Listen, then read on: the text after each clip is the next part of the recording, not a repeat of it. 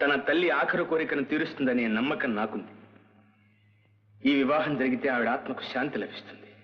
చనిపోయిన వాళ్ళ ఆత్మశాంతి కోసం బ్రతికున్న వాళ్ళ మనసులో క్షోభ పెట్టడం మంచిదంటారా నాన్న? ఇవాళ మా అమ్మాయి బ్రతికుంటే నన్ను ఇలా నిర్బంధించేదే కాదు. నా చెల్లెలే బ్రతికుంటే మేనరికం కాదని నిన్ను ఒక దొంగకిచ్చి పెళ్లి చేసేదా? అటువంటి పెళ్లి జరిగే కంటే చావే మేలనుకునేది.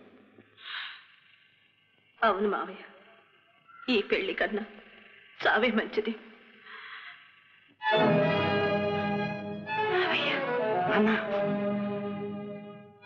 ఇది నీ కోసం కాదు, నా కోసం. ఆడిన మాట తప్పిన తర్వాత, వంశ ప్రతిష్ఠ సర్వనాశనం అయిన తర్వాత నేను బ్రతికుండడం అనవసరం. తీసుకో, నీ అడ్డు తొలగించుకో. ఆ తరువాత దొంగనే కాదు, హంతకుణ్ణి పెళ్లి చేసుకున్న బాధ్యత. ఏం వాసు, నువ్వు ధైర్యం చేయగలవా? ఏమిటి నాన్న ఇదంతా? సరే, మీరు పూర్తి చేయలేకపోతే ఆ పని నేనే చేస్తా.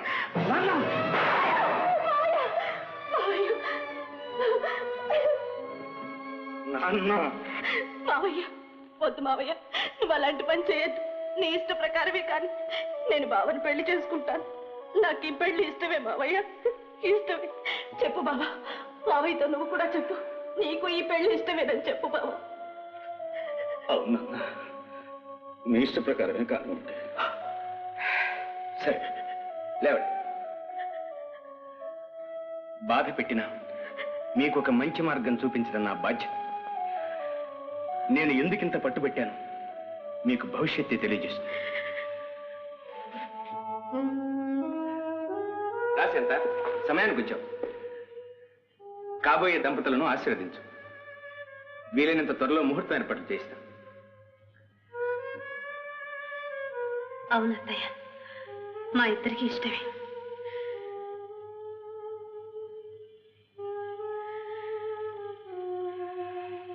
మంచిదమ్మా.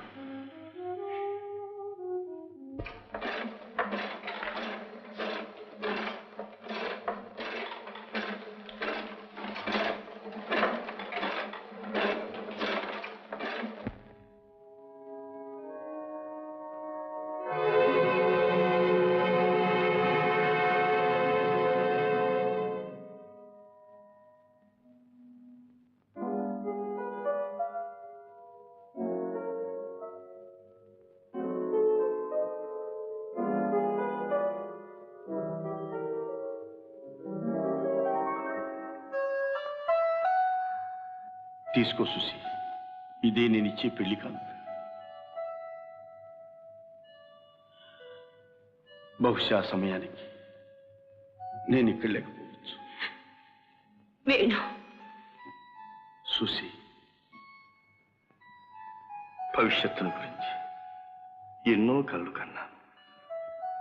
కానీ పుట్టినప్పటి నుంచి నా జీవితమే ఒక విషాదగాథ. పోనీలే సుసి, నన్ను కట్టుకొని నా దురదృష్టాన్ని పంచుకోకుండా యోగ్యుడైన వాసును భర్తగా పొందగలుగుతున్నావు. అదే నాకు మిగిలిన మనశ్శాంతి.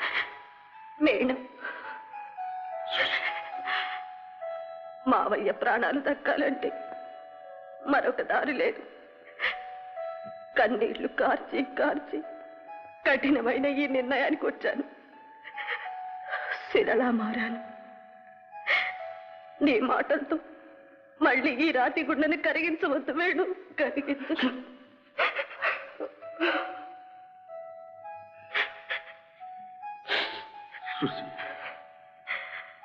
గతాన్ని గుర్తుకు తెచ్చి నిన్ను బాధ పెట్టడానికి రాలేదు. ఇలాంటి సమయాల్లో జ్ఞాపకాల కన్నా మరుపే మనకెక్కువ సహాయకారిగా ఉంటుంది. నీకు కనపడకుండానే వెళ్ళిపోవాలనుకున్నాను. కానీ కాళ్ళాడలేదు సుశీ, కాళ్ళాడలేదు. కళ్యాణ మంటపం అందరి ఎదుట మీ నూతన వధూవరుల్ని ఆశీర్వదించే అర్హత, అదృష్టం నాకు లేదు సుశీ. అందుకే ఇలా వచ్చాను. వాసుకి కూడా నా శుభాకాంక్షలు నువ్వే అందచి. నన్ను మర్చిపో సుశీ.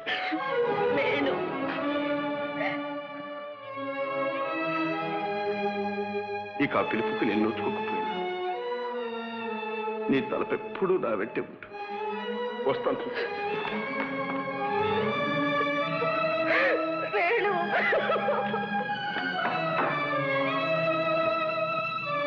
సుశీ సుశీ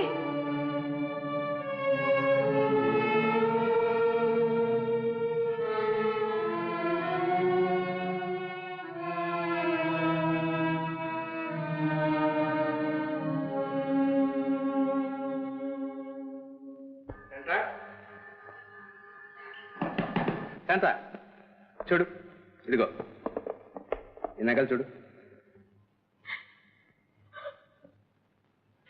అదేమిటి బాగుంది. ఈనాళ్ళు ఈ పెళ్లి ఎప్పుడు జరుగుతుందని ఎదురు చూస్తూ బాధపడ్డావు. తీరా ఇప్పుడు నిర్ణయం అయిన తర్వాత నువ్వు బాధపడుతున్నావు. ఇప్పుడు నీకు వచ్చిన కష్టం ఏమిటి? ఎందుకా కన్నీళ్ళు? కన్నీళ్ళకి కారణం చెప్పలేకే బాధపడుతున్నా. నోరుండి కూడా నిజం చెప్పలేని మూగదాన్నయ్యా. నిజం ఏమిటా నిజం? వాసు మన బిడ్డ కాడండి.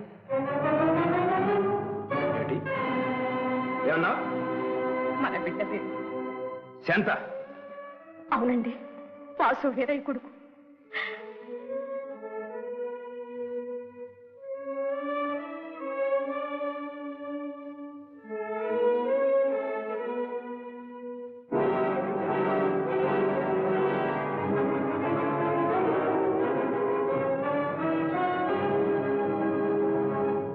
అసంభవం. అలా ఎన్నటికీ జరగదు. కావాలని ఎవరో ఈ కట్టుకథ కల్పించారు. కాదండి, ఇది ముమ్మాటికి నిజం. నిజం ఏమిటా నిజం? నిజం అంటే అర్థం తెలుసా నీకు? నీతి నియమాలు లేకుండా నీచంగా బ్రతికే ఒక దొంగ మన బిడ్డ. ఆ మాట నువ్వెలా నమ్మావు? మన పరువేమిటి, ప్రతిష్ఠ ఏమిటి? అలాంటి మన వంశంలో మన రక్తాన్ని పంచుకుని పుట్టినవాడు దొంగ ఎలా అవుతాడు? తిండికి లేకపోతే పరువు కోసం పస్తులుండి చస్తాడే కానీ బందిపోటు కాలేడు. అది కాదండి. ఏది కాదు? వాసు లాంటి ఉత్తముడు, సుగుణాల కని నికృష్టమైన దొంగ బ్రతుకు బ్రతికి వెరై కొడుకు ఎలా అవుతాడు? నువ్వెలా నమ్మావు? నీకు ఆ మాత్రం జ్ఞానం లేదు, ఆలోచించుకునే శక్తి లేదు. నువ్వు కాదు కదా, నీలాంటి వాళ్ళు 1000 మంది ఎలుగెత్తి చాటినా నేను నమ్మలేను. నువ్వు నమ్మినా నా దగ్గర మాట్లాడటానికి వెళ్ళలేదు. ఈ పెళ్లి జరిగి తీరాల్సిందే.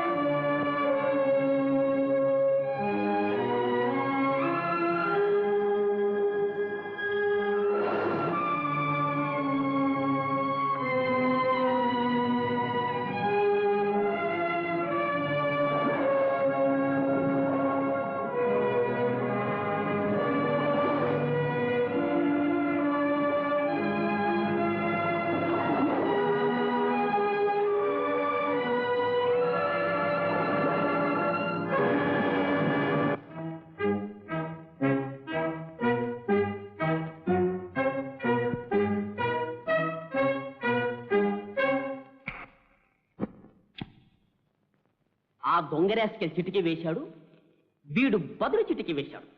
వాడు చిటిక, వీడు చిటిక. ఈ చిటికలో ఏదో కిటికుంది, కనిపెట్టాలి. జూ కనిపెట్టు.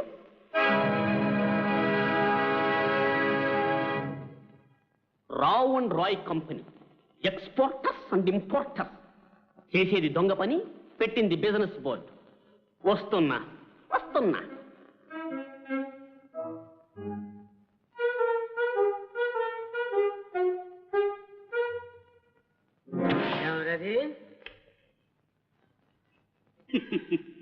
ఏమిటా నిద్ర? భద్రంగా ఉండు.